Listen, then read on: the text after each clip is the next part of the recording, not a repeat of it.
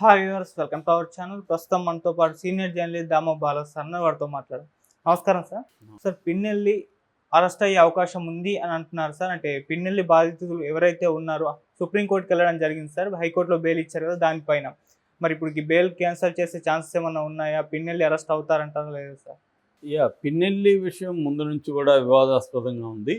పిన్నెల్లిని arrest చేయమని EC చాలా ఆగమేఘాల మీద ప్రకటించడం, దానికి తగినట్టే పిన్నెల్లి కూడా ఎస్కేప్ అయిపోయి పోలీసులకు దొరకకుండా తప్పించుకోవడం, చివరికి హైదరాబాద్లో పోలీసులు రుద్రారం దగ్గర చేజ్ చేస్తే కారులో డ్రైవర్ అండ్ బాడీ గార్డ్ మాత్రం ఉన్నారు, వాళ్ళిద్దరిని అరెస్ట్ చేశారు. పిన్నెల్లి దొరకలేదు. చివరికి పిన్నెల్లి ముందస్తు బెయిల్ కోసం హైకోర్టులో పిటిషన్ వేశాడు, బెయిల్ పిటిషను. దానికి సంబంధించి హైకోర్టు బెయిల్ ఇచ్చింది.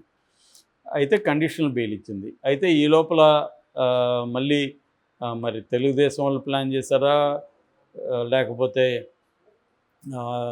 ఇక్కడ ఈసీనే చేసిందా తెలియదు. కానీ ఎందుకంటే తెలుగుదేశానికి ఫేవర్గానే ఈసీ పనిచేస్తుంది, కూటమికి ఫేవర్గానే పనిచేస్తుంది అనేది మనం ఆల్రెడీ చాలాసార్లు చెప్పుకున్నాం. ఆ క్రమంలో ఇతని మీద ఎప్పుడో కేసుని, అంటే 13వ తేదీ చేస్తే 22వ తేదీ వరకు సిఐ నారాయణ స్వామి సైలెంట్గా ఉండి అప్పుడు ఆయన మీద కేసు పెట్టారు.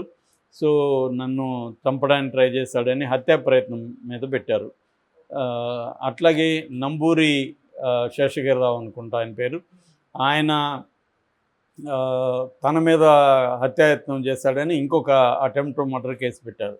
ఈ 2 కేసులు పెట్టిన తర్వాత వాళ్ళకి ఈ రెండింటి మీద కూడా ఆయన హైకోర్టుకి వెళ్ళాడు. ఎవరు? పిన్నెల్లి. ఈ రెండిట్లో ఇవ్వమనండి, కావాలనే పెట్టారు ఇవి అని చెప్పి.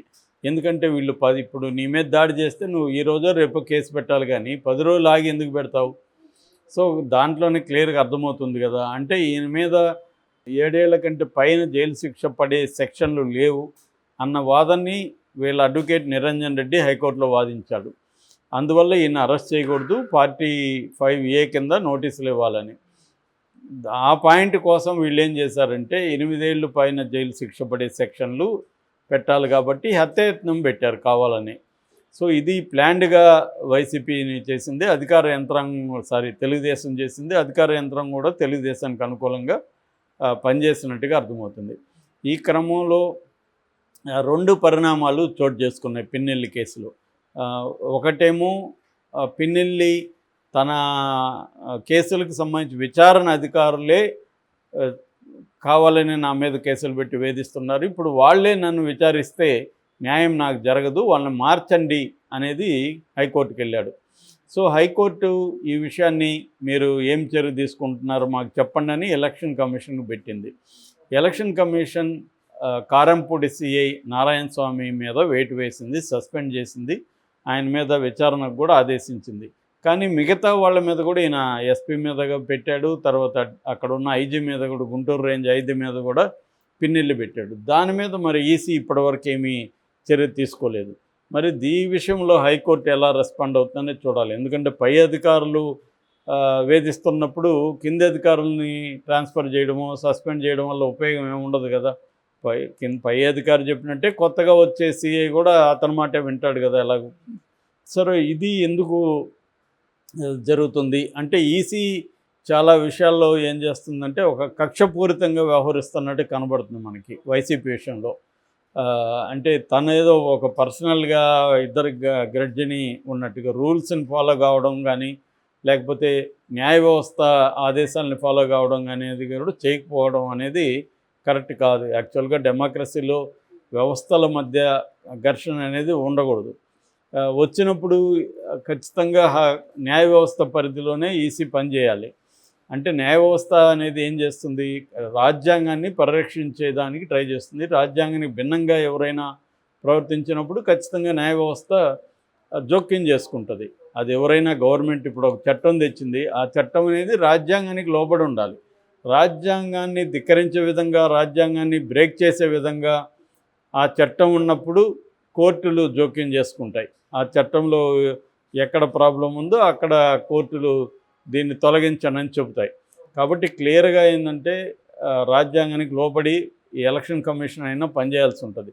కానీ మన దేశంలో పరిస్థితి ఏంటంటే సెంట్రల్లో ఏ ప్రభుత్వం ఉన్నా అన్ని వ్యవస్థల్ని తన గుప్పెట్లో పెట్టుకోవడానికి ట్రై చేస్తుంది. గతంలో కాంగ్రెస్ అదే పనిచేసింది. ఇప్పుడు బీజేపీ ఇంకా ముందుకెళ్ళి సిస్టమేటిక్గా వ్యవస్థలన్నింటినీ నాశనం చేసుకుంటూ వాటి అటానమీని దెబ్బతీస్తూ తన వైపు తన కంట్రోల్లోకి తీసుకోవడానికి బీజేపీ ప్లాన్గా చేసుకుంటూ వెళ్తోంది.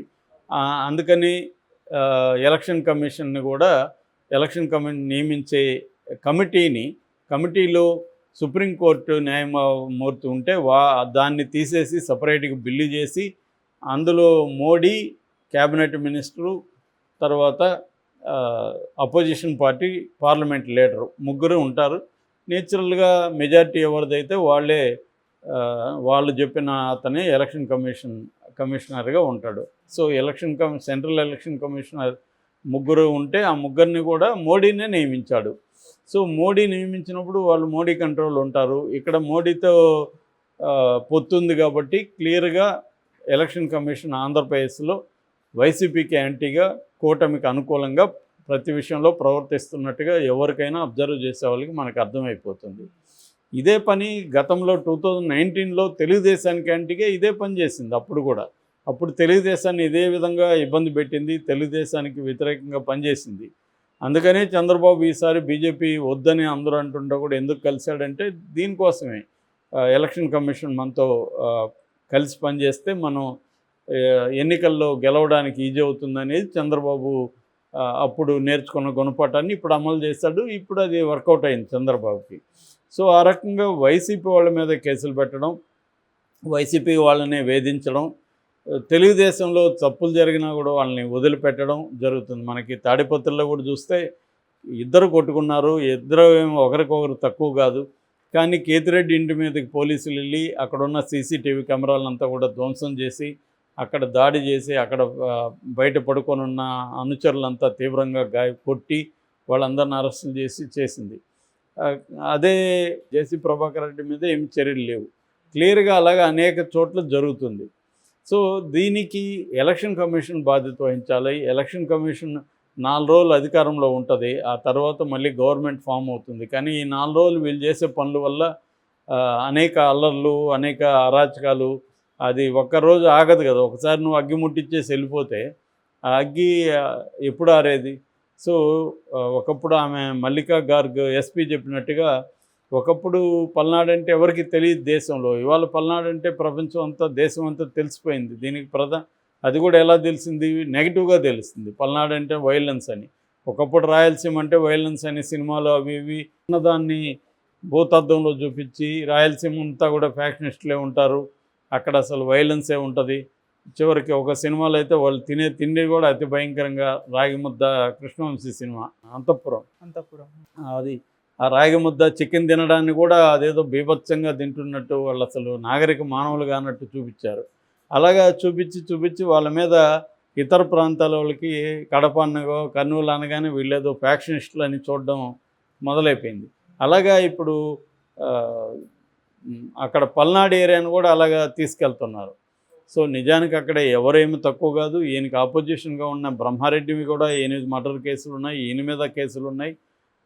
కానీ ఈయన్ని ఇప్పుడు విలన్గా చిత్రీకరించి చేస్తున్నారు. ఈ క్రమంలో ఒక డెవలప్మెంట్ నేను చెప్పింది కోర్టు సంబంధించిన డెవలప్మెంటు. రెండో డెవలప్మెంట్ ఏమో నంబూరి అని ఆయన ఎవరు ఉన్నారో ఆయన ఇప్పుడు సుప్రీంకోర్టుకి వెళ్ళారు. హైకోర్టు బెయిల్ ఇవ్వడాన్ని వ్యతిరేకిస్తూ ఆయన వెళ్ళాడు.